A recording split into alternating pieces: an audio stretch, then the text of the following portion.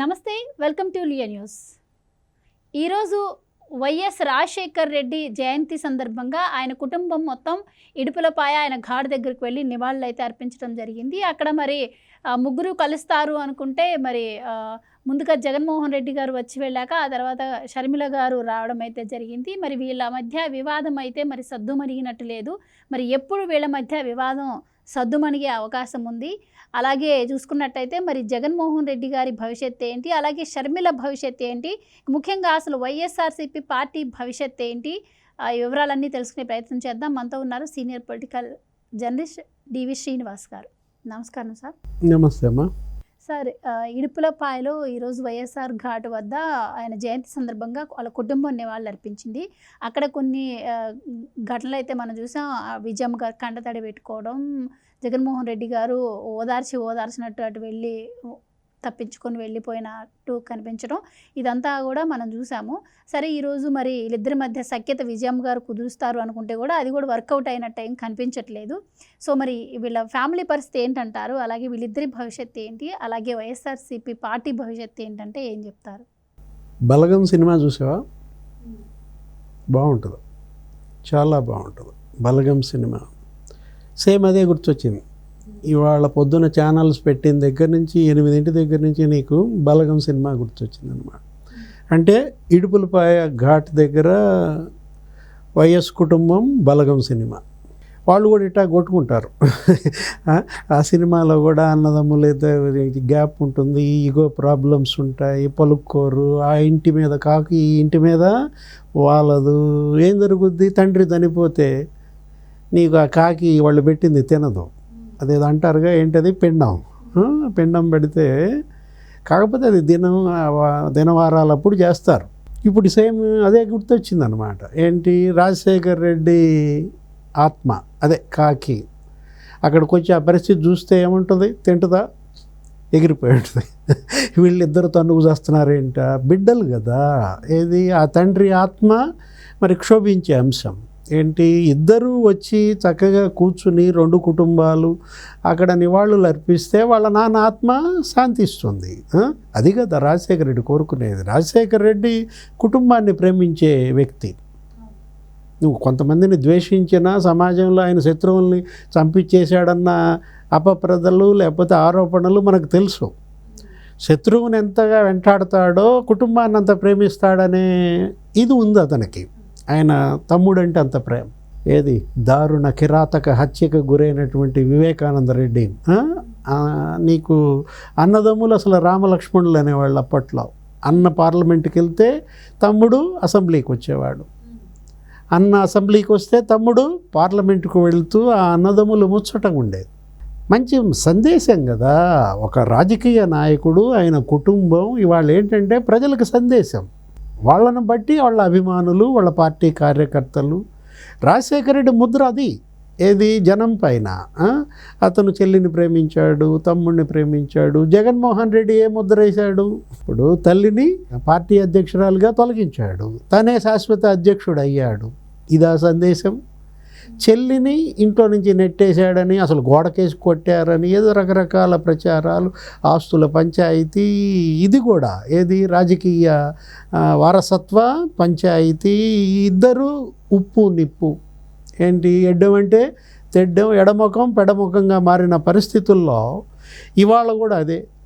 అన్న వెళ్ళిపోయాక చెల్లి వచ్చింది. సేమ్ ఎపిసోడ్ అన్నమాట. నీకు ఇప్పుడు మనం బలగం సినిమా అంటే ఇక్కడ రాజశేఖర రెడ్డి ఆత్మ ఒకటే కాదు, ఇంకో ఆత్మ కూడా అక్కడే తిరుగుతాను. ఎవరి ఆత్మ? అది కూడా నాతో చెప్పించబాగా. ఇది వివేకానంద రెడ్డి ఆత్మ కూడా అక్కడే తిరుగుతూ ఉన్నది. ఇంట్లో పులివెందులే కదా వీళ్ళంతా కూడా. అటు కాకపోతే వివేకానంద రెడ్డి ఘాట్ మీద ఎగిరిటి వచ్చేటది కాసేపు అన్న దగ్గర నివాళులు అర్పించడం కోసం. 2 ఆత్మలు క్షోభించే సన్నివేశం ఇవాళ అది. ఏది, ఇప్పుడు వివేకానంద రెడ్డిని ఎవరైతే చంపించారని సిబిఐ తేల్చిందో, A8 ఆ ఎత్తాటి మనిషి, ఆయన వెనకాల నుంచుని ఉన్నాడు. జగన్మోహన్ రెడ్డి వెనకాల నుంచుని ఉన్నాడు ఇతను నివాళులు అర్పించేటప్పుడు. ఎవరు? అవినాష్ రెడ్డి. మరి వివేకానంద రెడ్డి ఆత్మకి ఎలా ఉంటుంది? లేకపోతే వాళ్ళ అన్న రాజశేఖర రెడ్డి ఆత్మకి ఎలా ఉంటుంది? ఇప్పుడు 2 ఆత్మలు ఇవాళ శాంతించాయా అంటే నేనేం చెప్తాను? అసలు అన్నా చెల్లెళ్ళ మధ్య ఈ విభేదాలు ఈ పరిస్థితికి వీళ్ళిద్దరి మధ్య వీళ్ళని కలవనీయకుండా అడ్డం పడుతోంది ఎవరు? అన్నా చెల్లి ఎందుకని కలవలేకపోతున్నారు? ఈగో ప్రాబ్లమ్సా, ఆస్తుల సమస్య, లేదు మధ్యలో ఇద్దరు అడ్డం పడుతున్నారా? భారతీ మేడం, అవినాష్ రెడ్డేనా వీళ్ళ మధ్య అడ్డం? ప్రజల్లో ఇప్పుడు రకరకాల అనుమానాలు, రకరకాల సందేహాలు ఎందుకు వస్తున్నాయంటే ఇదే కారణం అన్నమాట. ఇప్పుడు విజయమ్మ ఈరోజు ఘాట్లో నువ్వు చూసావు ఆ వీడియోలు కూడా, కొడుకుని దగ్గరికి వెళ్ళింది, కొడుకు కూడా కొంచెం దగ్గరికి తీసుకున్నట్టే తీసుకున్నాడు కానీ మొక్కుబొడిగా అనిపించింది. ఆమె బావురు మంది ఏదో తట్టేసేసి అప్పుడనే కాసేపు దగ్గర తీసుకుని వెళ్ళిపోయాడు. తల్లిని కూడా తీసుకువెళ్తే కొంచెం దూరం ఒక సందేశం వెళ్ళేది, అమ్మ కొడుకు ఒకటే అన్న భావన కార్యకర్తల్లోకి, వైఎస్ అభిమానుల్లోకి వెళ్ళేది. ఆమె ఎందుకు బావురు మంది? ఈ పరిస్థితికే కదా ఆమె అన్నది కదా వెళ్ళేటప్పుడు. అమెరికా ఏమనంది? ఇవాళ నా కుటుంబం అగ్ని పరీక్షను ఎదుర్కొంటోంది అంది. అటు YSR Congress party candidate list ఆమె మరి దానికి ఆశీర్వదించింది, ఇటు షర్మిల కాంగ్రెస్ లిస్టు ఆమె ఆశీర్వదించింది. వాళ్ళ షర్మిల పరిస్థితి అదే ఏంటి, అటు కొడుకుని వాళ్ళు అర్పించేటప్పుడు కుర్చీలో అలాగే కూర్చుంది. కాకపోతే ఆమె ఉన్నారు కదా మేనత్త, ఎవరు, విమలమ్మ, వైఎస్ విమలమ్మ ప్రార్థన చేసింది. కాకపోతే నువ్వు అడగచ్చు, విమలమ్మ ప్రేయర్ కాస్ట్ ఎంత అండి అనొచ్చు. 200 కోట్లు అంటావా? 200 కోట్ల ఎపిసోడ్ నీకు తెలుసు. విశాఖపట్నంలో ఆ స్థలము రెగ్యులరైజ్ చేయటము, సెయింట్ లూక్స్, ఇదంతా మళ్ళీ ఆ స్టోరీ వేరే ఎపిసోడ్. సరే, what ever it may be. అన్నకి జయంతి సందర్భంగా నివాళులు అర్పించడంలో చెల్లి విమలమ్మ ప్రార్థన ఓకే. కానీ మరి షర్మిల వచ్చేటప్పటికి ఈయన వెళ్ళకుండా ఉండాల్సింది. ఏం చెల్లి వచ్చేదాకా ఆగితే ఏమవుద్ది? అన్న వెళ్ళిన తర్వాతే చెల్లి రావడం ఏంటి? అన్న ఉన్నప్పుడే వస్తే చెల్లి తప్పేంటి? ఒక మంచి సన్నివేశం, వాళ్ళ నాన్న ఆత్మ శాంతించే సన్నివేశం కదా ఇది. కాదు కదా రాజశేఖర రెడ్డి వీళ్ళిద్దరి నుంచి కోరుకుంది, ఇది కాదు కదా వివేకానంద రెడ్డి ఆశించేది. ఇప్పుడు అసలు వైవి సుబ్బారెడ్డి వాళ్ళ ఆవిడేమైందో కనపడలా. వైవి సుబ్బారెడ్డి భార్య కూడా అక్కడే ఉండాలా. మీరు అన్నట్టు ఇప్పుడు రాజకీయాల కోసం కుటుంబాలను వదులుకునే ఇట్లాంటిది వాటి నుంచి ప్రజలకు వెళ్ళే సందేశం ఏంటంటారు? అసలు వీళ్ళిద్దరి మధ్య ఉప్పు నిప్పుగానే ఉన్నారు. వీళ్ళు అమీతుమీ తెలుసుకోవటానికి సిద్ధపడుతున్నారు తప్ప ఏకమయ్యే అవకాశం లేదు. వెంటనే ఏం జరుగుద్ది? వైఎస్ఆర్ కాంగ్రెస్ పార్టీ వాళ్ళు ఇంకా ఉన్న ఆశలు కూడా వదులుకొని వేరే వేరే పార్టీల వైపు చూసుకునే అవకాశం ఉంది. ఇవాళ 175 మంది ఎమ్మెల్యే అభ్యర్థులు ఇతని పైన ఆధారపడి ఉన్నారు. 25 మంది పార్లమెంట్ అభ్యర్థులు ఇతని పైన ఆధారపడి ఉన్న దీంట్లో అటు 11 మంది ఎమ్మెల్యేలు, ఇటు 4 ఎంపీలు, మళ్ళా 11 మంది రాజ్యసభ సభ్యులు, లక్షలాది కార్యకర్తల భవిష్యత్ జగన్మోహన్ రెడ్డి పైన ఆధారపడి ఉన్నప్పుడు పట్టు విడుపులు ఉండవసరం లేదా? ఏం విడిస్తే తప్పేంటి? నీ ఈగో ఏమిటంటే అక్కడ సమస్య. ఒక చక్కటి సందేశాన్ని ప్రజల్లోకి ఇచ్చే అవకాశాన్ని జగన్మోహన్ రెడ్డి కోల్పోవడమే దురదృష్టకరం. ఇప్పుడు ఏంటి, వాళ్ళ నాన్న సమాధి మీద నివాళులు అర్పిస్తూ ప్రేయర్ అయిన తర్వాత ఒక్క నిమిషం చెయ్యి సమాధి మీద పెట్టేసి ఫ్రీజ్ అయిపోయాడు.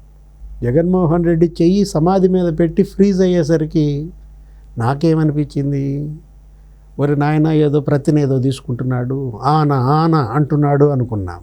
ఏంటి, వాళ్ళ నాన్న మీద ఏమన్నా ఆన పెడుతున్నాడా? మనం చూసాం సమాధి మీద ఎవరైనా సరే ఇట్లా చెయ్యి పెడితే నాకు గుర్తొచ్చే సన్నివేశం శశిరేఖ, ఎక్కడ తమిళనాడులో, నీకు అప్పుడు ఏదో వీడియో గుర్తొస్తుంది, ఇది ఇట్లాగే జయలలిత సమాధి మీద చేయి పెట్టుద్ది, ఆన అంటది అనమాట. ఏమంటే మరుసటి రోజు జైలుకి వెళ్ళిపోయింది ఎవరు? ఇవాళ జగన్మోహన్ రెడ్డి 1 మినిట్ అట్లా చెయ్యి సమాధి మీద పెడితే తనలో ఏమన్నా రిపెంటేషన్, పశ్చాత్తాపం, తప్పు చేశాను నాన్న, చెల్లిని దూరం పెట్టాను, తప్పు చేశాను నాన్న, తల్లిని పార్టీ అధ్యక్షురాలుగా తొలగించాను, మీ పేరు పాడు చేశాను నాన్న, నేను ఓడిపోయాను అనే రిపెంటేషన్, పశ్చాత్తాప భావన ఏమైనా ఉందా అనుకున్నాను. కానీ ఏం జరిగింది? వాళ్ళ అమ్మ వచ్చి బావురమంటే ఊరికేట భుజం తెట్టేసి వెళ్ళిపోయాడు సింపుల్గా. అంటే మారడు, ఇతను మారేవాడు కాదు అనిపించేసింది అనమాట. అప్పుడు ఆ తల్లి ఏం చేసింది? తమ్ముడిని వాటేసుకుని బావురమంది, వీళ్ళ మేనమామ విజయమ్మ సోదరుడు ఎవరు, రవీంద్రనాథ్ రెడ్డి, కమలాపురం మాజీ ఎమ్మెల్యే. మనం ఈరోజు జయంతి సందర్భంగా వాళ్ళ నుంచి ఆశించిందేంటి, జరిగిందేంటి, నువ్వు అడిగావు ఏంటంటే జగన్మోహన్ రెడ్డి భవిష్యత్తు ఏంటి, షర్మిల భవిష్యత్తు ఏంటి, వైఎస్ఆర్ కాంగ్రెస్ పార్టీ భవిష్యత్తు ఏంటి అన్నావు. వీళ్ళ ముగ్గురి భవిష్యత్తు గురించి నువ్వు ఆలోచిస్తున్నావు. నేను పార్టీ భవిష్యత్తు ఏంటి, లక్షలాది కార్యకర్తలు వైఎస్ అభిమానుల భవిష్యత్తు ఏంటి. జంప్ జిలానీ అంటే మళ్ళీ లేనిపోయింది ఇంకొక అతను బాధపడతాడు, ఎవరు ముస్లిం మైనారిటీ వాళ్ళు. జంప్ జగన్ అనాల.